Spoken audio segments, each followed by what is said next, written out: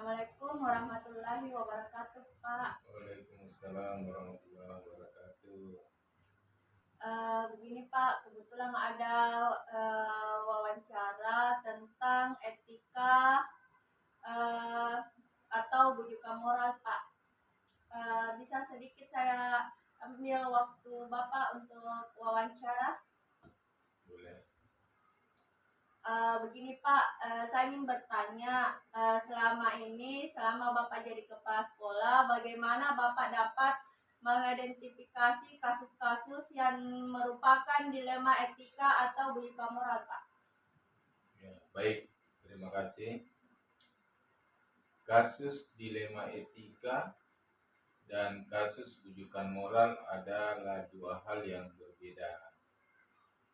Yang setahu saya kan dilema etika itu ketika kita diperhadapkan pada dua hal benar atau salah, gitu ya. Bujukan moral kalau kedua-duanya benar. Di antaranya kita mengambil keputusan. Lalu sebenarnya begini, untuk mengidentifikasi sesuatu itu benar atau salah itu kan mudah saja. Cuman terkadang kalau kita diperhadapkan dengan situasi begitu, itu masalahnya adalah beratnya mengambil keputusan itu. Ya, itu dipengaruhi biasanya hanya kayak faktor simpati saja, ya kan? Ada tuh faktor perasaan, biasa disebut dengan empati. Terkadang kita sudah harus mengambil keputusan, tapi berat karena disitunya. Beratnya mengambil keputusan karena nggak tahu kita mau berdiri di mana nih. Misalnya kita mau keputusan mana nih? Yang ini kan misalnya menyangkut perasaan orang. Kalau ini terjadi antara dua orang, maka kita harus diperhadapkan pada masalah bagaimana dengan yang satu. Ketika itu bujukan moral, gitu ya. Tapi kalau itu dilema etika, bagaimana dengan pihak yang satu? Tapi ini kan bisa keputusan itu mengarah pada satu orang saja, tak? Satu orang, sebutlah kita menemukan sesuatu pada orang itu yang harus kita mengambil keputusan. Tapi itu tadi persoalannya bagaimana perasaannya orang itu ketika saya mengambil keputusan, apakah salah nih? Apakah siapa tahu dia menilai salah atau dia menilai benar? Tapi saya begini, mengidentifikasinya tidak susah bagi saya. Saya hanya melihat realita yang terjadi, kemudian saya mulai mendiagnosa, berusaha mengungkapkan apa permasalahan yang menyebabkan masalah itu muncul, gitu ya. Sampai pada akhirnya saya harus mengambil keputusan. Saya pastikan untuk kepentingan orang banyak, untuk kepentingan lembaga, maka apa boleh buat, saya harus mengesampingkan istilah tadi, main perasaan, ya. Kemudian faktor perasaan harus menjaga perasaan orang, simpati itu. Tapi yang pasti keputusan itu ada. Gitu. Terus Pak, bagaimana Bapak menjalankan pengambilan keputusan di sekolah Bapak, terutama untuk kasus-kasus di mana ada dua kepentingan yang sama-sama benar atau sama-sama mengandung nilai kebajikan? Saya ini orangnya mengedepankan musyawarah dalam mengambil keputusan. Itu cara yang paling jitu menurut saya yang saya harus lakukan untuk mengambil keputusan. Makanya saya tergolong orangnya banyak bicara. Bicara. Sekecil apapun sekiranya bisa, itu saya harus menyuarakan karena saya memang selalu bekerjanya kolaborasi. Ya, saya mau itu kolektif. Ya, saya maunya kita lakukan sama-sama. Benar salahnya ketika kita putuskan bersama itu kan dapat dengan mudah kita urai nanti. Dibanding kalau saya hanya menggunakan otoritas saya, lalu saya mengambil keputusan sendiri, ujung-ujungnya nanti ada kekeliruan, ada kesalahan, tentu kan kembalinya ke saya. Ini kan padahal kita kan bicara lembaga. Nah, seyogianya kalau kita bicara lembaga, kita bicara organisasi, sekolah kan organisasi, kita harus duduk sama-sama, kita bicarakan. Itu cara yang pertama. Kuncinya saya musyawarah mufakat. Itu cara saya yang pertama. Terus Pak, langkah-langkah atau prosedur seperti apa yang Bapak biasa lakukan? Saya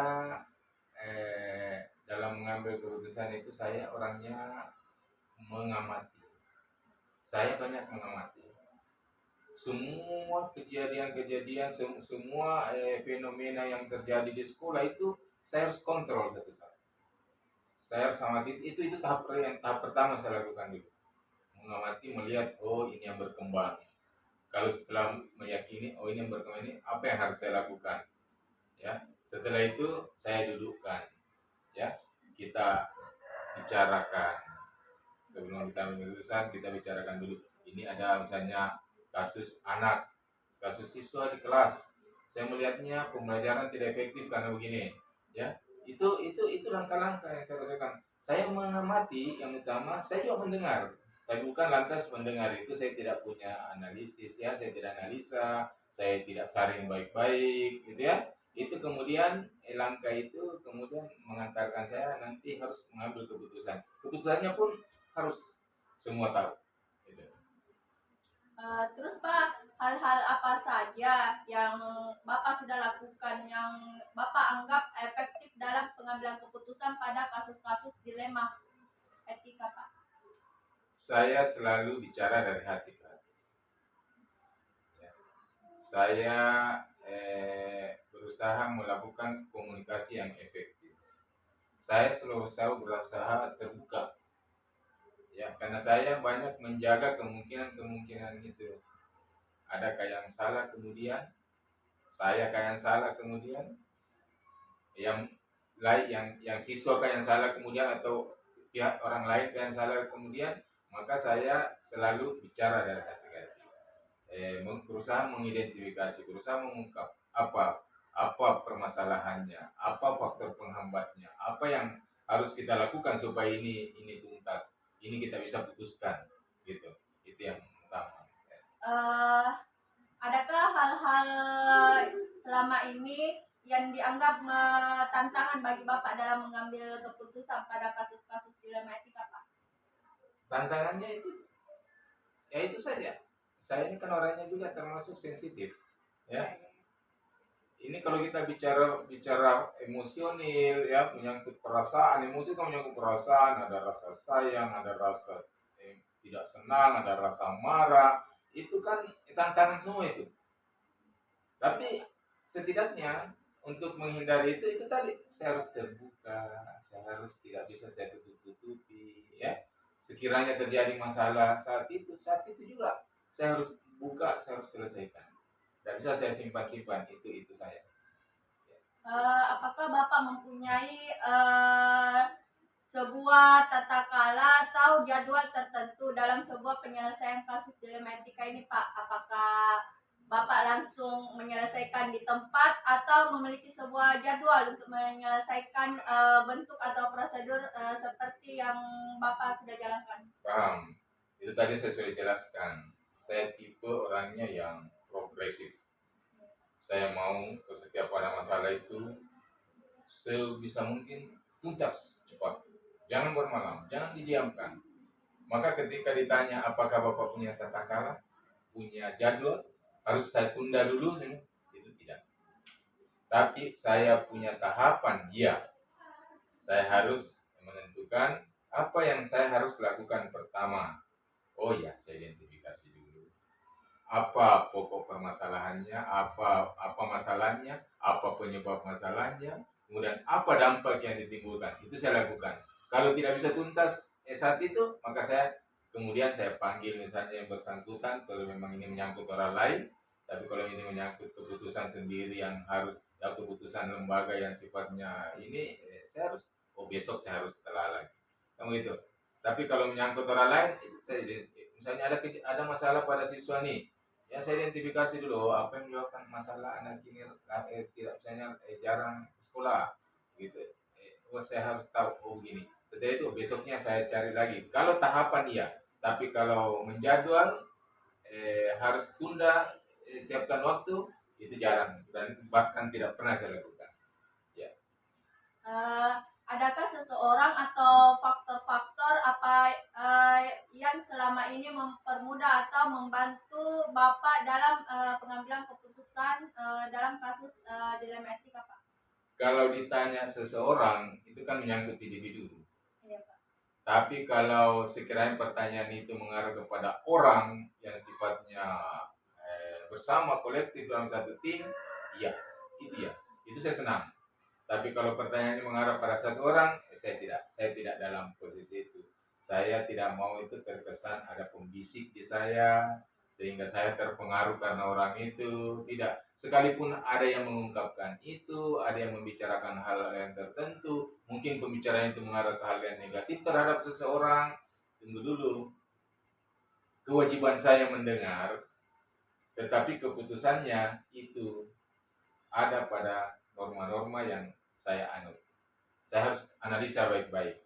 Tidak harus saya langsung serta-merta dipengaruhi karena pembicaraan itu mempengaruhi otak saya, lalu saya ambil keputusan, ujung-ujungnya juga nanti apa yang saya lakukan ini keliru. Tetapi kalau mendengar lalu saya analisa, bisa jadi yang disampaikan itu benar, itu kemudian saya pikirkan dulu, saya analisis baik-baik, analisa baik-baik. Kalau memang saya meyakini dengan fakta-fakta yang ada, apa boleh buat? Maka dapat dikatakan benar, tapi bukan karena pengaruh itu, lalu saya melakukan itu. Nah, itu. Yang terakhir ini Pak, dari semua hal yang telah Bapak sampaikan, pembelajaran apa yang dapat Bapak petik dari pengalaman Bapak mengambil keputusan tentang dilema etika Pak?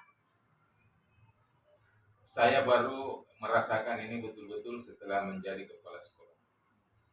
Tadinya saya hanya memimpin di kelas, itu saya sangat merasa dengan mudah.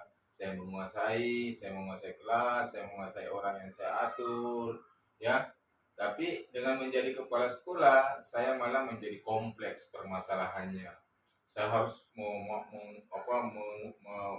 melihat dari semua sudut.